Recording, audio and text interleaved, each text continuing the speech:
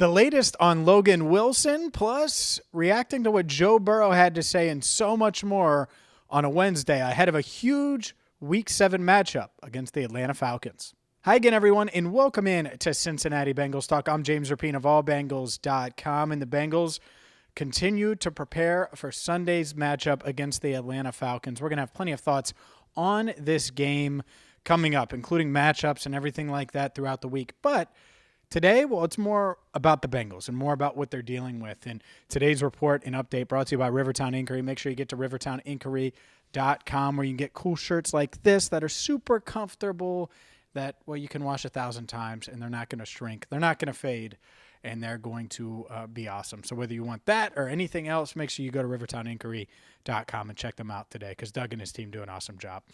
Let's dive in first to injuries and Logan Wilson.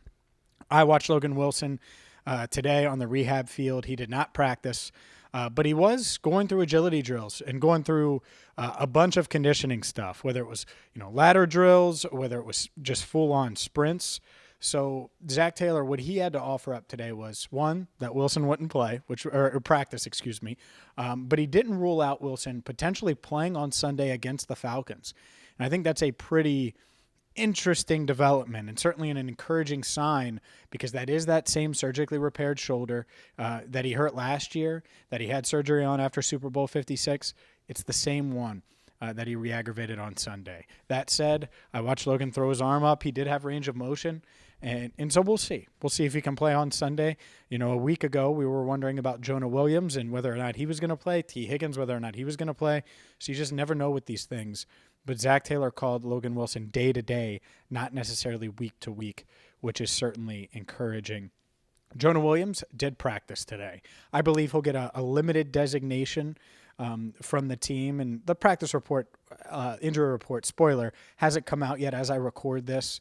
But that's what I would guess based on what I've seen and seen from him. Did have that right knee braced, so we'll see. But it does sound like he's going to be able to suit up again this week. Same thing goes for T. Higgins. He was out there. So we'll monitor the injury report. And I'll put the entire thing on allbengals.com later this afternoon. But overall, pretty good news. I mean, Logan Wilson, who knows what it could have been, right? And when you saw it and he was down for a bit and all of those things, it's scary. And it does sound like he could come back sooner rather than later, which is good news. Speaking of coming back, Joe Burrow, another step in his comeback following the torn ACL that he suffered last December. The veteran linebacker, he's a third-year linebacker, had 27 tackles last year and made a couple starts for the Bengals and was certainly someone that flashed a bit. And so he returned to practice today, which is certainly a good sign for him, especially if you do lose a guy like Logan Wilson. Obviously, Akeem Davis-Gaither would have to step in, Marcus Bailey, but you get a guy in Joe Burrow who could help out on special teams and make up for the loss as everybody moves up in the pecking order, so to speak.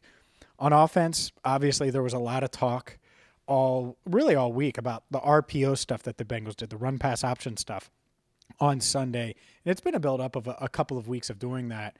And Joe Mixon, and we posted it, he was like, man, I don't care what you do. I don't care if you run the wide zone runs or the gap blocking scheme. It doesn't matter if it's RPOs, regardless. He's ready to go. And so you could certainly hear the confidence in his voice. And that's a guy coming back from just an 8-carry performance. But it was an efficient, effective 8 carries. And I think that's what matters. Early on in this season, Joe Mixon was one of the league leaders in carries, in rushing attempts, but it wasn't effective. So it doesn't feel good. 8 carries going for 5+ a pop, that feels good. And so the Bengals are going to want to try to keep that rolling this week against the Atlanta Falcons. Even if it's not a ton of runs, the runs that you do have, you want to maximize those and be efficient because it's just going to open things up. It's going to open things up for Joe Burrow. It's going to open things up for this offense that topped the 30-point mark or hit the 30-point mark for the first time in Week 6. They'll try to do that again this week against the Atlanta Falcons and against a Falcons team that has exceeded expectations to this point. They're feeling really good after they beat the 49ers, and Zach Taylor really complimentary of this offense of the Falcons and all of the different things they run. whether it's the rookie receiver, Drake London, the 8th overall pick, last year's 4th overall pick, Kyle Pitts at tight end. Obviously Marcus Mariota is their starting quarterback, and he's dynamic, and he's going to run the ball a lot.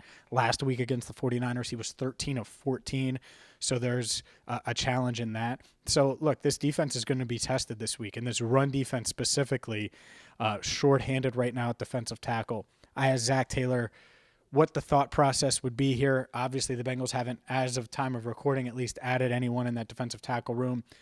Could be Tyler Shelvin from the practice squad. Could be Khalid Kareem from the practice squad, who's more of a defensive end, but maybe you try to shuffle him in along with Cam Sample and kind of these hybrid guys. Joseph Osai, who could play outside, inside, and has certainly taken some interior reps this year. So certainly going to be interesting to see how they balance that.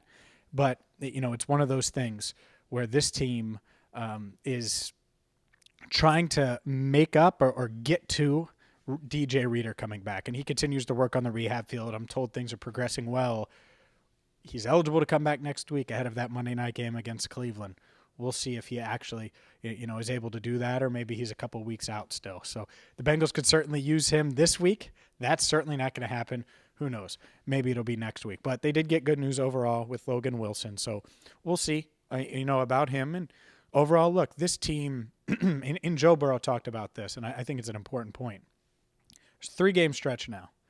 Falcons, Browns, Panthers before the bye. These are 3 games. If you get them, you feel much, much different than you did, a week ago or even this week. You feel much, much different about the first half of the season. And so all 3 are winnable on paper.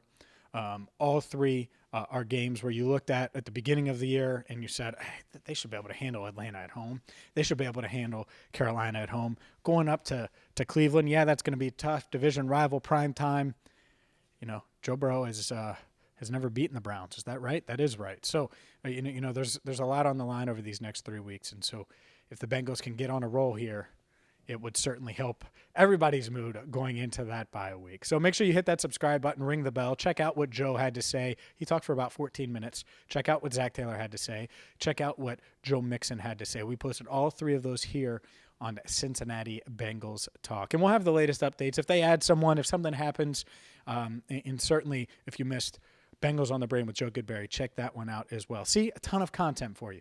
Hit that subscribe button, ring the bell. For Andrew Fox-Miller, I'm James Rapien. Get the Rivertown Inkery. Get yourself a shirt and tweet it at me. So I know that you're going to rivertowninkery.com and buying their awesome gear. Until next time, for Andrew Fox-Miller, I'm James Rapien, signing off for now on Cincinnati Bengals Talk at Paycor Stadium.